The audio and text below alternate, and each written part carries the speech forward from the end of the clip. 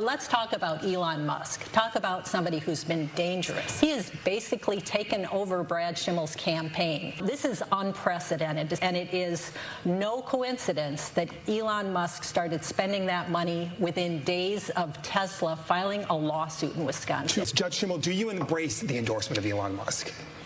Outside help that comes is not something I control. It is expensive and it's difficult to get your message out on the airwaves to all the voters of Wisconsin. He's trying to buy access and influence by buying himself a justice. Elon Musk is suing the state over a decision that has prevented the company from opening dealerships in Wisconsin. If that case came before the court, would you recuse yourself? I don't know the answer to that. Because Elon Schimmel is trying to buy this race, and people are very upset about that, and they are disturbed about that. He is spending over $10 million. That dwarfs the contribution of anybody else in any campaign in Wisconsin history. Schimmel said that he wanted to be part of Donald Trump's support network. That's a very partisan statement, and that is exactly why Elon Musk is involved here. That and the fact that he's got a Tesla lawsuit going in the state of Wisconsin and thinks it might be good to have some influence over the Wisconsin judiciary. Judge Schimmel, some of the court's most recent consequential decisions came after the 2020 election when President Trump challenged the results in Wisconsin. In one case, attempted to get 220,000 absentee ballots in Dane and Milwaukee counties thrown out. Did Justice Hagedorn make the right decision in this? Boy, I don't know. I'd have to review that case.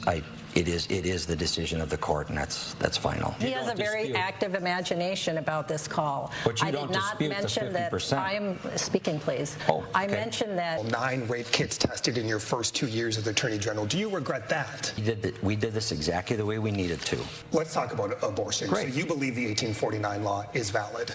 It was a validly passed law. It was a validly passed law. I've represented organizations like Planned Parenthood of Wisconsin and their doctors back when Roe versus Wade was in case, making sure that women could make their own choices about their bodies and their health care. So, Judge Schimmel, you have routinely said you're pro-life and make no apologies for that. You signed on to a 2012 legal paper from Wisconsin Right to Life advocating a plan to make abortion illegal and keep the 1849 law in place if Roe was overturned. I was standing up in court fighting for the rights of women and their doctors. And because of the Dobbs decision, my 23-year-old daughter doesn't have the same rights that I do. I learned growing up in Chippewa Falls things like honesty, hard work, and fairness. And that's what kind of justice I'll be on the Supreme Court.